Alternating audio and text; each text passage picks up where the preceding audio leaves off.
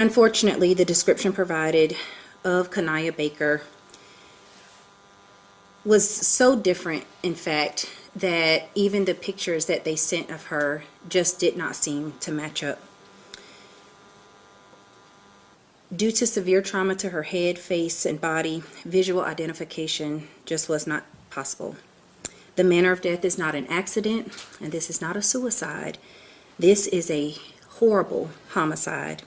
That was Richland coroner Nada Rutherford just a couple hours ago giving a shocking update on the heartbreaking murder of 13-year-old Kanaya Baker. Now tonight, Columbia police say 2 teenage girls are facing murder charges with potential to be prosecuted as adults in connection to Baker's death. News 19's Victoria Samuels shares what police said happened to this 13-year-old. Brutal, heinous, vicious, gruesome, monstrous, and disturbing. These are the words I use to describe this murder investigation. That investigation began Wednesday when a body was found inside a burning home on Cardamom Court. Richland County Coroner Nada Rutherford says DNA and dental records were needed to identify the victim as 13-year-old Kanaya Baker, who had been reported missing earlier this week. Rutherford said that Kanaya had been bludgeoned, stabbed, and burned. Columbia Police Chief Skip Holbrook announced today that 2 suspects in the murder were arrested overnight. One is a 16-year-old girl who Holbrook says had been in DJJ custody and had recently removed an ankle monitor. The other suspect is a 15-year-old girl. Holbrook says both of the teens are frequent runaways. Richland's solicitor says based on the level of the crime, they are looking to charge the teens as adults. But based on what we've seen at this point, it was brutal, it was heinous, it was all of those words the chief used.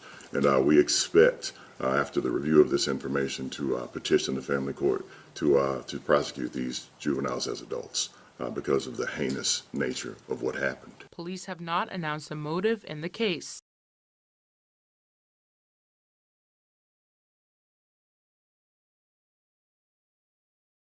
Thank you for joining me again, such short notice to discuss this, unfortunately, another horrible, tragic situation involving young black people.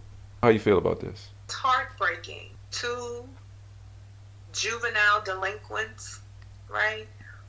15 and 16, already on a course towards destruction, decide that they are going to take the life of another teenager.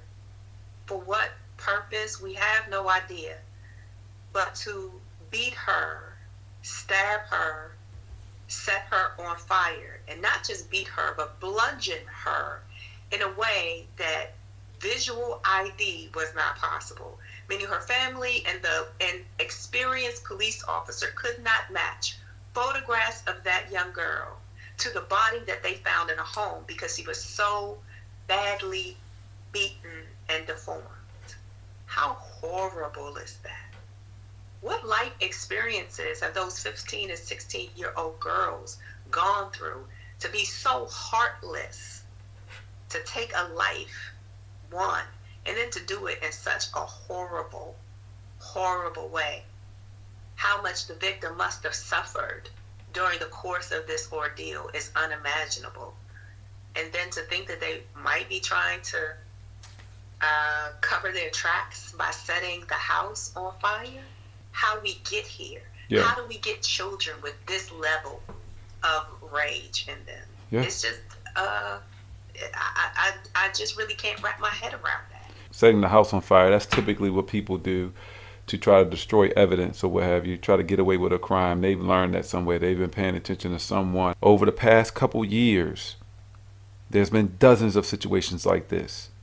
Whether they've been killed or almost killed, this is becoming a common thing for black people. How is it possible that our black people do not see this destructive ass path that we are headed down? I don't understand how it's not massively obvious to every single black person. The disturbing level of things that are taking place between our children. Our children. How often this is happening. Check your public records wherever you live at. Inner cities all across this country. Different towns and cities predominantly occupied by black people. Check the public records. You'll see for yourself. It is soul-wrenching. It is deeply disturbing to see how often things like this are happening, involving our young people, young children.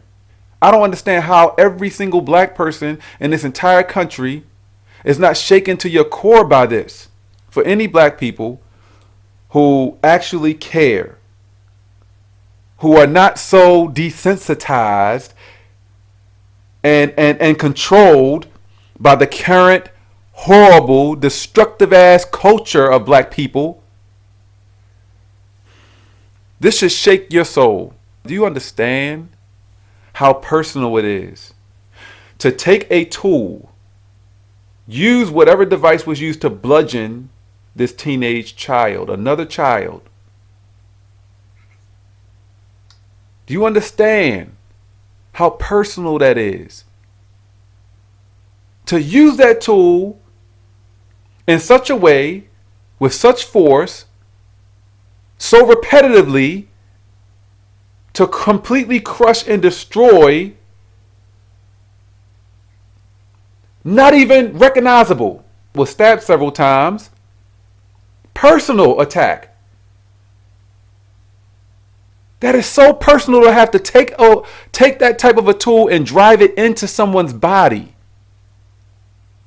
Do you understand? Understand what I'm getting at by mentioning all this. Understand what has to exist within a person.